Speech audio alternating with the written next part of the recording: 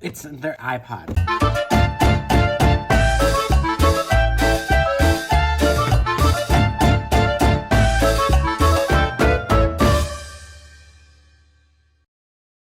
Welcome back to another video. In today's video, we're going to be taking a look at the iPod Shuffle. Well, actually, this isn't the first variant of the iPod Shuffle, but we're going to be taking a look at a iPod Shuffle.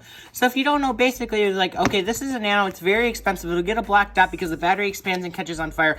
Blah, blah, blah, blah. This has flash storage, very expensive. Because if you didn't know, iPods used to have hard drives in them, which is basically what's in older computers and stuff like that. In fact, I don't think I have any on. No, I don't. Okay. So basically, they were like, okay, so this is like the hard drive, and like hard drive is like this big and the iPod's like this big. That won't fit in there. I just drew on that. That's fine. So they had to come up with like another thing and like, okay, flash storage, but that's like stupidly expensive because if you don't, like most iPods look like this, if I'm being honest. They looked kind of just like this. Had a screen, the famous click wheel, and a lot of them you probably think of like the 4th gen. That's what comes to mind when I think iPod. But then they came along and like, okay, well, we need to release a cheaper variant of this because if you don't know, this has 2 gigabytes, and this was like expensive at the time. 2 gigabytes is worth nothing now. You can just go sit over there and don't catch on fire. And then, so this one, they're like, okay, so we need a cheaper option, so let's release the iPod Shuffle. And a couple of variants later, we got this thing. And so it doesn't have a screen, but it does talk to you, like say how much battery you have left and stuff. And then they'll also be like, okay, so like, let's ditch the quick wheel because it doesn't make sense for this. And it's just a D-pad. Don't get too. It's just a pad. That's all. And then so then you have the on, the off, and I'm assuming one of those does shuffling shit too. Actually, this might be dead. Did I leave that on too long? Oops. Okay, so it is dead. That's fine. It has a very weird charger. Do I have the charger on me? Phone jack type of thing. It just charged through that thing. And so basically, these ran for a very long time.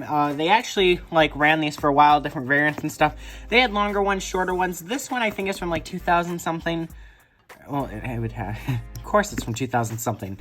And so basically, you just kind of like press this, and it does the thing. And so let's just get to the point. Do I think this is worth it in 2020, whatever we're in? Yes and no. Why I do think that you can get a lot of iPods for cheaper. Sometimes, okay, I can search. But they're also not like stupidly expensive because honestly, a nice like 1st gen iPod could sell for a decent amount of money. So basically, I guess because I'm kind of just comparing it to this because I don't have any other iPods in my possession besides the Touch. And it's just kind of like, if I had to choose between these two, I would choose the iPod Nano if it didn't have the battery issue. Since this has its battery issue, which this one I'm surprised doesn't because they're actually around the same size. And so I'm like, why does this one not have battery problems, but this one does? Or maybe they do, I'm not sure. And don't mind the fact that mine's broken. I don't know why it did that. And in fact, both of these are very broken. They work though, at least they did last time. So I guess I just choose this one because it's just thin and it has a screen and it has the nice click wheel. It feels much more like a iPod to me than this thing does. But this thing is very small. Like if I just compare it to like, this is just like I mean, look, that's just pathetic. Wow, that is very sad. Yeah. So it's not very, in terms of, I'm still recording, right? Okay. It's not very big, I would say, but overall, it's not bad. I've used this for a while, have some music on here, and honestly, it works pretty well. It's very small, which means it's also very light. So just sticking it in your pocket and going, it works very well.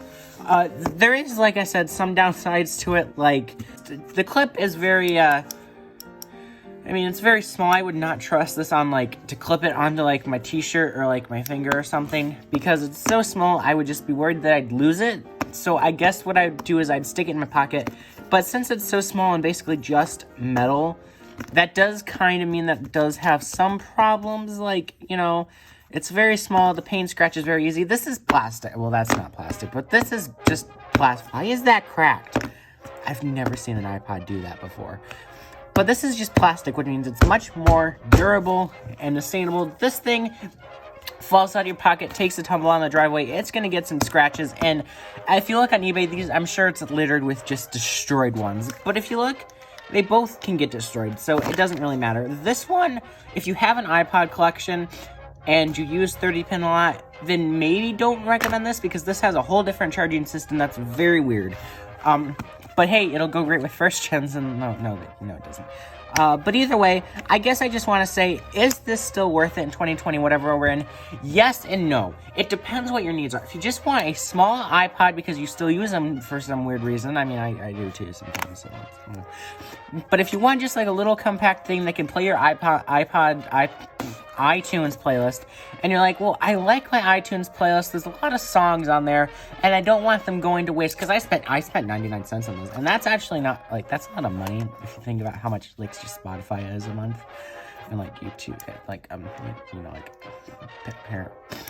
Pandora and stuff. But either way, like, I don't want them to go to use, and I just want a classic iPod, but I don't want, like, a big one that's gonna catch on fire or something, then yeah, I would recommend this. But if you're trying to just, like, collect, like, the nice, older iPods, or you just want a nice, like, iPod, maybe get, like, a 4th gen or something. I can't really recommend Nanos either, because they like to do exploding things.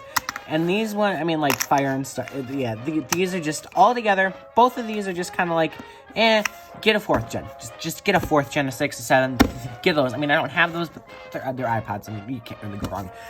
But these ones, overall, it's okay. It's not terrible, it's not the best thing ever created, but for what it is, it's pretty good. It's worth it for the right price is what I'm trying to say. Till next time, I don't know, that's basically just what I had to say for this video. So until next time, comment, like, subscribe, and that was like an iPod thing, I don't know, just a sub.